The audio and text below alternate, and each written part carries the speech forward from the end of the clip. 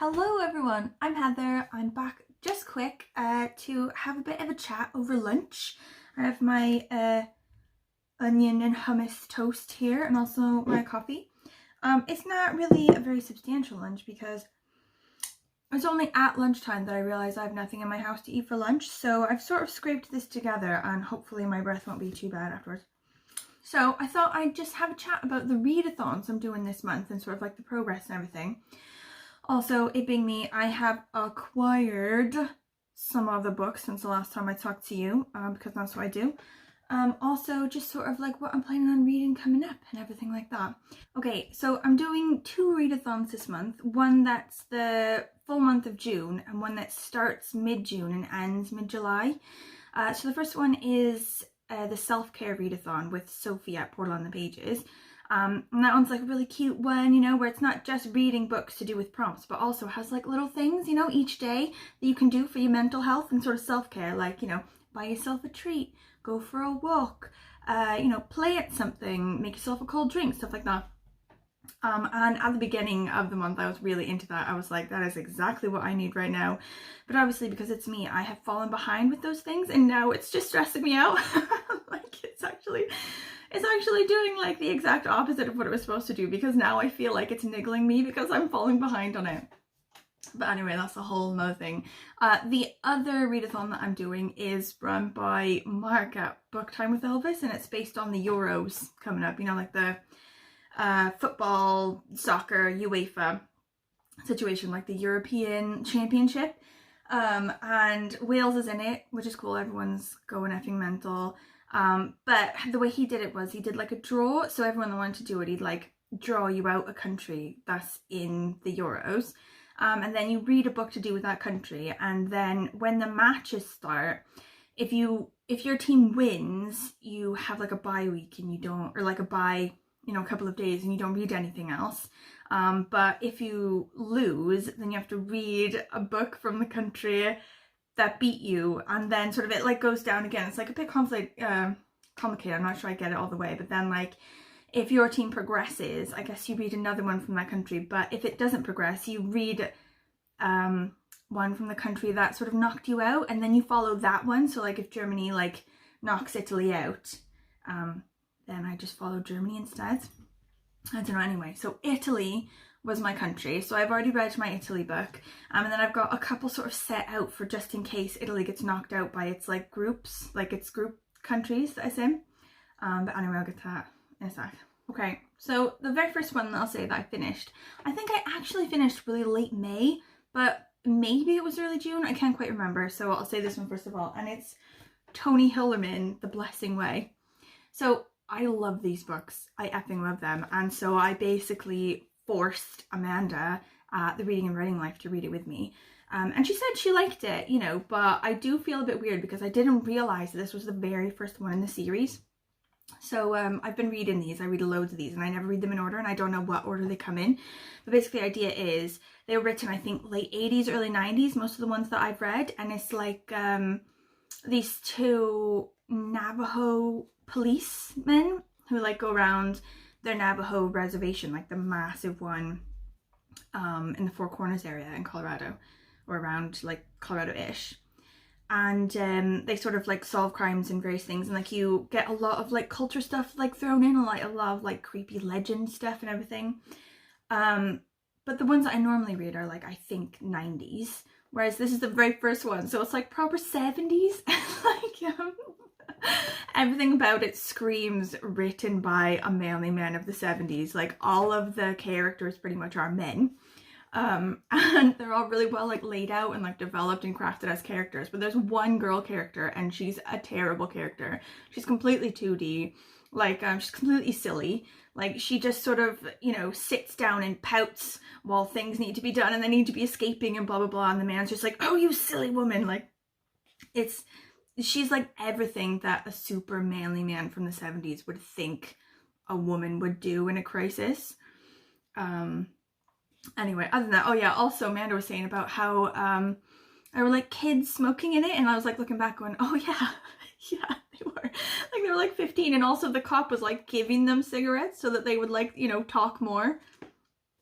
Anyway, I loved it. Like, I know it, like, it goes against this sort of own voices thing as well, which is now a bit problematic, because Tony Hillerman was definitely a white guy, and he talks a lot about, you know, he writes a lot of these like Navajo things. So that's sort of something to think about in the future. But it is like, he did, you know, investigate it and study, you know, Navajo ways and culture and religion and everything quite relentlessly, and he was like quite good friends with Navajo people, and he sort of lived on a Navajo reservation for ages, so it's not like, you know, crappy made up. It's real stuff. It's just like obviously not his own sort of thing. But anyway, that was fab in the worst kind of way. Can't wait to read another one of those. Okay, next one I finished, I definitely finished in June because I did it for the self-care readathon, and that one is Beautiful Things by Hunter Biden. So this is the memoir of the son of Joe Biden, the youngest son, I think. And he's basically a recovering addict. He's in recovery now. He's doing okay now, and he sort of says, yeah, for now. But it's basically him saying where he was and what he was doing while his dad was running for president, because sort of during the campaign, the Trump campaign, the other side, sort of said in their rallies all the time, like, oh, like, where's Hunter? Where's Hunter? Where's Hunter? Like that, like sort of saying, I guess, you can't vote for Joe Biden, his son's an addict, which is stupid. But he's basically saying in this book, this is where I was and what I was doing. Basically, while his dad was like running for president and doing all these really high level things, he was just like in back alleys trying to score crack, as you do. But he sort of says like about all of the things that sort of triggered him in this like most recent spiral, you know, like the death of his older brother, who died of, I think, a brain aneurysm or cancer or something like that. Also he's got like sort of lingering trauma from when he was in a car accident as a kid and it killed his mother and his baby sister. And sort of, you know, like he talks a lot about his relationship with his dad and like how unconditionally loving his dad is of him and his family, you know, like he sort of staged this intervention or whatever to try to get him sort of back on the level. And Hunter sort of blazed out of the intervention, really fucked off, you know, and his dad followed him and like just like hugged him in the yard, like grabbed him and hugged him tight, like I'm scared, I don't know what to do, like I love you so much, blah blah. Like I cried reading this book, but I really liked it. Yeah, like it's just I hate using the word raw when I talk about books because I feel like publishers abuse it, like they use it too much and it doesn't really mean when they say it means it. But it was like really like honest, you know, and there was like a really extreme sort of juxtaposition between like what you see of Joe Biden on television, you know, like really, you know, clean and polished and sort of like organized and blah blah, and you know, his son scoring crack and like ending up in really weird like hotel rooms and blah blah, and like he had like this roommate for ages who was homeless and like a bit unconventional. But anyway, I thought that was gorgeous. I really loved that. Okay, so the next one I finished was Come Join Our Disease by Sam Byers. And this was a library book, which I've already given back in order to get more books, which I'll show you later. Anyway, this one was like, I don't even, like I still haven't collected my thoughts properly about this. And I gave it 3 stars because, okay, I'll tell you, I really liked the theme behind it, like the sort of message behind it of like, why are we doing all of this like socially mandated stuff, you know, like why do we do what people expect of us, or like what people sort of say we have to do, like why do we have to do that, why does it have to be like this, why is our society like this, you know, it's sick. They say, oh, we're sick for not doing this or whatever, but surely society for making us do these things is the thing that's sick, you know? Like what if we were just to stop sort of like going on this stream of like, you know, expectation or whatever? What if we just sort of decided not to do that? You know, what, you know, would we be freer? You know? Anyway, quite liked the message behind it. But the book itself was actually just too gross. Like I couldn't, like I would never be able to like eat a sandwich and also read it at the same time. Like I had to read it at night. There was like a lot of like hygiene things that they just got rid of. They're like in a warehouse and they're just like laying on a mattress that's filthy, and they just decide, why do I need to get up to go poo? I can just poo here, and they just do. Like, and like none of them shower. They're like, why do we need to shower, you know? And like they're just like lying amongst like filth or whatever, and then they start like pressuring other people to lie amongst the same filth, you know, like people that come to see them or whatever. They're like, you know, why do you need to shower, you know? What are you, like an agent of the state or whatever? Like, I don't know. In the end, like the descriptions of like rotting trash and like poo and like people not showering and like pustules and stuff, like I couldn't. And I think I just need to read books that are less graphic in this way. Like this, I think, is my thing. Like I'm too much like an agent of society, I reckon, in terms of like hygiene and stuff. I just wanted to puke reading it, but I liked the message behind it, but like the book itself I think was just too much. I couldn't cope. But I was like talking to a friend on a night out about it, and she's like quite into weird stuff like this, and I was sort of like talking about how gross it was, and she's like, what's the name of this book? She's like, wrote it down. Like it's obviously like, you know, a niche sort of thing. Like you might be really into it or you might be like really not into it. Like it's either one, you know, you can't just be like lukewarm about it. Anyway, okay, next one I had to read just to like recover my mind, to like cleanse the filth of the 3 days I spent inside that disgusting book, right? It takes place at a haunted laundromat. It's cute. It's got cute colors. It's for kids, I think, basically. And, you know, it's physically takes place in a laundromat, you know, cleanse, wash over me, cleanse my mind. Anyway, I loved the crap out of this one. It's actually the sequel to Sheets. So Sheets by Brenna Thumler is the original one, and it's this like sheet ghost. Like all ghosts are sheets, like you see in Halloween or whatever. And they live in sheet ghost land, but they can get on a train and come to, you know, the real world with living people if they want to, you know. So some of them do. And in the first one of the sheet ghosts named Wendell, who was a kid, made friends with this kid, this living kid at a laundromat whose mother died, and whose dad was not really coping with that, and she was sort of like trying to run the family business, the laundromat, on her own. So in the sequel, she's sort of dealing with, you know, normal 8th grade stuff or whatever. Like her friends are quite mean to other people, but she doesn't know, should I be friends with them even though they're mean, and blah blah blah. And the ghost guy sort of helps her. Also, he's like dealing with his own stuff. He feels lonely, you know, he's sad that he's dead, he wants to be alive, and the girl sort of helps him with that as well. So this was actually the self-care prompt for the self-care readathon, was a healthy relationship, and this one actually was really good for that. It was really cute, like they really helped each other. And also there's this girl in their class who's bullied, and in the end the girl sort of like helps her, and like first of all stops allowing her friends to bully her, you know, and then sort of like helps her. I thought that was really cute. Anyway, do you need to like have another scan of the art, because it is gorgeous. I love like the color scheme that's in here. It's like a pastel sort of like single color sort of situation. On the theme of the haunted, I didn't do this on purpose. I just sort of like put books together that I wanted to read that fit the prompts, and then it just happened that several of them have to do with ghosts. The next one that I read was Horror Store by Grady Hendrix, and I really liked 2 of his other ones. He did like My Best Friend's Exorcism, and also the Southern Book Club Guide to Slaying Vampires, something like that. I really liked both of those, but I heard that this one was the least liked of them. Like people who loved those ones didn't really like this one as much, but I don't know why, because I quite liked it. It was really good. So it's basically about a store that's like a knockoff IKEA. It's like an American version of IKEA, that's like, you know, a similar sort of box store type thing, and a similar setup, and like with the model rooms and everything. But a more sort of American version, like really corporate, and like all of the corporate things are laid out, and there's a lot of like really corporate brainwashing going on. Like anyone who's worked in one of these sort of like corporate retail things like really understands.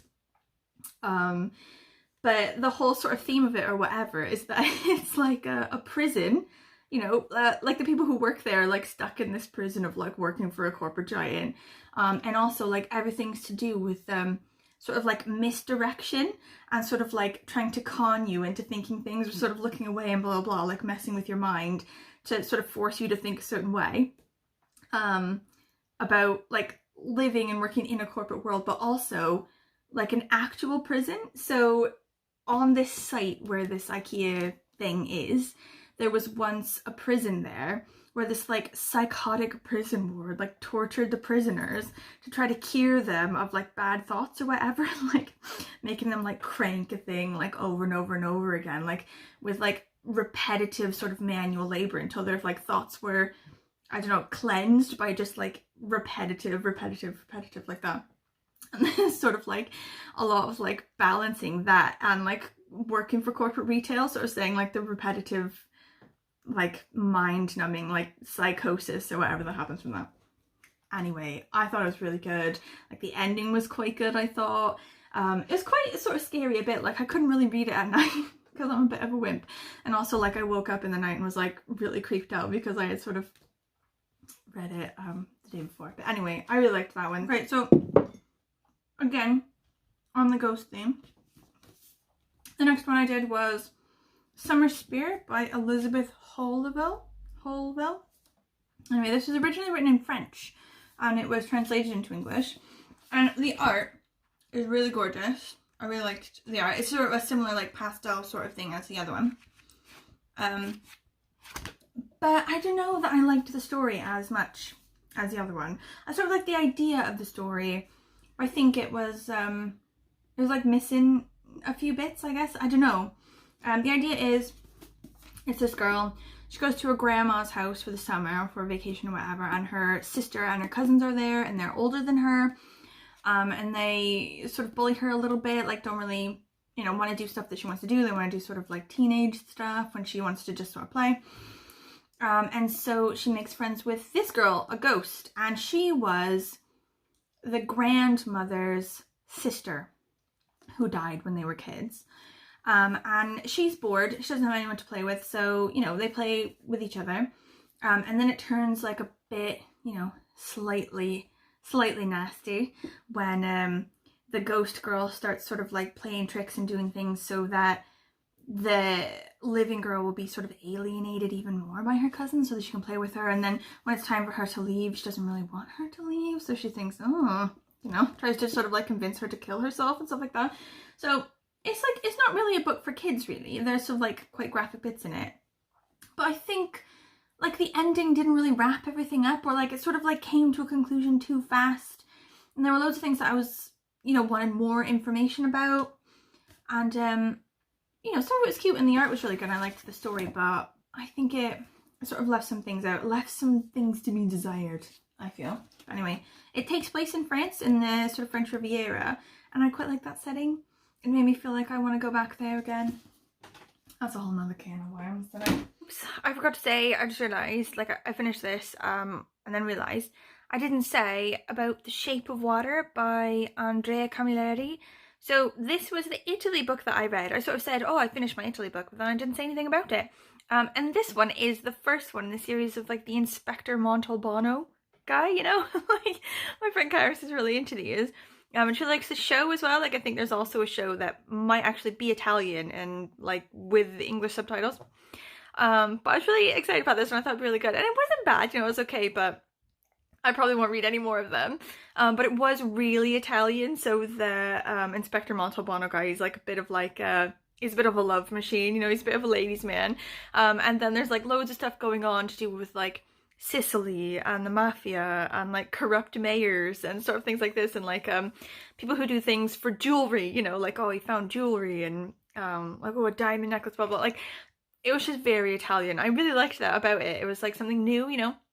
I'm always into these like American sort of detective, like, you know, private eye noir type things. I don't really read a lot of I don't know, other kinds of detective things, so I'm glad I did read it. And it was really funny, but I think for all of the wrong reasons, so I probably won't read any more of them. But like, that's something that, you know, you could get into if you really like that. Like my friend Karis is absolutely devoted to them. She absolutely effing loves them, so I don't know. Okay, so those are the ones that I finished. The one that I'm working on at the minute is A Man Named Doll by Jonathan Ames. And I'm only a couple pages into it so far. Like I just started it today. But I'm liking it. Like the idea of this one is it's like an LA private detective who like moonlights as a bouncer. I think he accidentally kills someone or something. And he and his sidekick dog have to go sort his life out, I guess. Soft crime. But I like it so far. Like, just a couple pages that I've read so far, it sort of reads like a sort of 1950s like noir private eye movie, you know, that sort of like retro noir sort of thing. So I'm really into that one. I hope it gets good, you know. Anyway, the ones that are left are the ones that I'm looking to read, like the next one I need to read, and then also a couple of ones that I've acquired recently. Right, so this one is Isaac Asimov's Foundation. I'm going to start this one soon. I think the next one I read, I'm going to start this one. And this one is for like my office book club. So ages ago when I worked in a different office, we started a book club, and even though I don't work there and loads of the people now in the group don't work there anymore, we still sort of keep it going. And this was the only guy in the book club, poor guy. This was his pick, you know, like, so loads of ones are coming through, like the Bridgerton books or whatever, and he's got to like suffer through those. So, you know, I'm glad there's like finally a sort of dude sort of one. And I wanted to read this one for ages. I've had it for ages. I got it at the charity shop for £1.50 ages ago.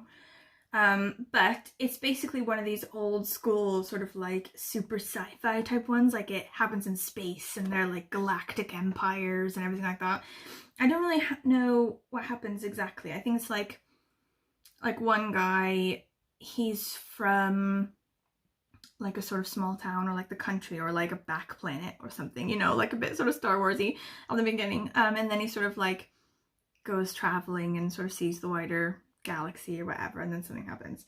There's always like power plays and stuff, isn't there? Like the different empires fight each other and blah blah blah. So I don't really know, but I'm excited. I like a bit of this sometimes, you know, you never know. Also, I've sort of set out 2 books ready to go for the matches upcoming, for like the UEFA matches, for like if my country, Italy, if they get beat, what books I'll have to read, you know. So I have them like set up, like I've got my like little schedule thing. It sort of says when the matches are and stuff. So if Turkey in their first sort of match, I think, if they get beat by Turkey, so it's like Italy and Turkey, if they get beat by Turkey, I have to read a book to do with Turkey, like Turkish also or Turkish setting or whatever. So I've picked, let me tell you, From Russia with Love by Ian Fleming. This is like a Bond book, right? James Bond. And it takes place in Istanbul in Turkey, even though it says From Russia with Love. It takes place in Turkey. I checked. I'm really excited because I haven't read any of these Bond books. I have a couple on my shelves, but I haven't read any of them. So I can easily acquire this one from charity shops just around my neighborhood. And so now that I've picked this, I'm sort of hoping that Turkey wins. Like, not, you know, not hardcore, because I want Italy to win, obviously. But if Turkey wins, I won't be sad. You know, I'll just bang through that Bond book. Also, the next one after that, the next sort of like group match after that, is against Switzerland. And it took me a while to figure out a book for Switzerland because like nothing like that was pulling up. Like, I was doing a lot of investigating, nothing was really coming up that was like matching my mood. But I found one finally called The Sanatorium by Sarah Pierce. Right, so this one takes place at a hotel in the Swiss Alps that used to be a sanatorium, and I think the main character, she's come to stay there. She's just quit her job as like a detective. Ooh, I like these detective characters, me. And I think it says, arriving in the midst of a threatening storm, Ellen immediately feels on edge. There's something about the hotel that makes her nervous. And when they wake the following morning to discover Laura is missing, Ellen must trust her instincts if they hope to find her. With the storm closing off all access to the hotel, the longer Laura stays missing, the more the remaining guests start to panic. Ooh, I hope it's creepy. Like, I know that it's mainly, like, it's probably not like a ghost thing. It's probably more like a mystery thing and like a storm and blah, blah, blah. But it is an abandoned sanatorium turned hotel. I feel like it should be creepy a bit, you know? Hopefully. Anyway, those are the plans. Okay, just quickly, like, I've been doing this for ages. Like, my lunchtime is pretty much over. I need to haul ass for these next ones. So these are ones that I've just acquired. There's 3 here. One that I bought recently when I was out trying to get a Father's Day gift and ended up just getting a book for me and no Father's Day gift, as it goes. First one is Yearbook by Seth Rogen. This is like his memoir. Seth Rogen has come out with a book. And I don't really know a whole lot about it except that Seth Rogen is funny as shit. And also, like, he does like a bit of you know, advocating for things and like speaking to Congress and stuff like that, even though he's Canadian, I think. And I quite like that. Also, he lives in Vancouver, which is only like 3 hours or so from where I'm from, Seattle. Anyway, I don't really know anything about it. Like, Seth Rogen did stand up for the first time when he was 13 years old at a lesbian bar in Vancouver. He attributes his early success as a comedian to the fact that he was a teenager and therefore a bit of a novelty. Like when you see one of those YouTube videos of an elephant that can paint. Like, I think it's just gonna be funny as shit. Like, I think Seth Rogen is a bit, you know, like Marmite. Like, people are really into him or not into him at all. But I don't understand how you can't be into Seth Rogen. He's funny as shit and he's so cute. You know, hating him's like clubbing baby seals. You know, anyway. And then my library near to us, like the branch of the library that's in our neighborhood, has been closed for ages. Basically, since the very first lockdown, like a year and a half ago. And I think that opened very briefly just for book drop-off, or like so that you could pick up recycle bags or something. But it was never open for browsing or anything like that. But now they're fully open, and they're open for browsing. You can just book slots there and like go in and have like a look around or whatever. And we didn't even really book in loads of advance time. We just sort of phoned up right before going, and they were like, yeah, we can book you in. Anyway, I digress. I got 2 books for me from there. Most of the books we got were for this bud. Whatever, it's cool, it's cool. The first one that I got is Speak, by Laurie Halsey Anderson. But it's like the graphic novel version. So there's a book version, but there's also this graphic novel version, which is illustrated by Emily Carroll, and it's like really like grim and black and white. He hurt me. I'm stuck in a nightmare. I keep falling but never hit the floor. It's getting harder to talk, but I said no. I said no. Speak out, speak loudly, speak now. Words are your power. I'm excited. It's really good. And the last one I got, Marilyn and Me by Jimin Lee. This was on the list of like NPR's best books for the year, and then it was on my list. And then I think what happened was somebody I really trust said that it was crap, and then it sort of fell off my list a bit, you know, sort of unofficially. And I saw it in the library and thought, oh, it's really small, it's free, I might as well give it a go. Like, if I read a bit into it and I don't really like it as much, that's fine. But I think the sort of plot of this one is Marilyn Monroe goes to Korea and has a native sort of local Korean guide, and the book is written by the Korean guide, you know, sort of as he shows Marilyn Monroe around Seoul or whatever. So I think I like the idea of that. Anyway, okay, sorry, this is a really long video. If you have any thoughts about any of the books that I said about, or if you've like read them or haven't read them or whatever, or if you think that there are any books sort of like those ones that you think I might like I think I'm sort of bit by like a haunting book type bug at the minute. Like, if you know of ones like that that are good but like not too scary, like The Woman in Black by Susan Hill. Oh my god, I remember being traumatized by the book. Like, it was too scary. I don't know why I finished it, but nightmares for weeks. But you know, something a little more mild, like Horror Star or something like that. That'd be really good. Thank you. Any other thoughts? Please let me know. Thank you for watching. Okay, see you next time. Bye, bye, bye, bye.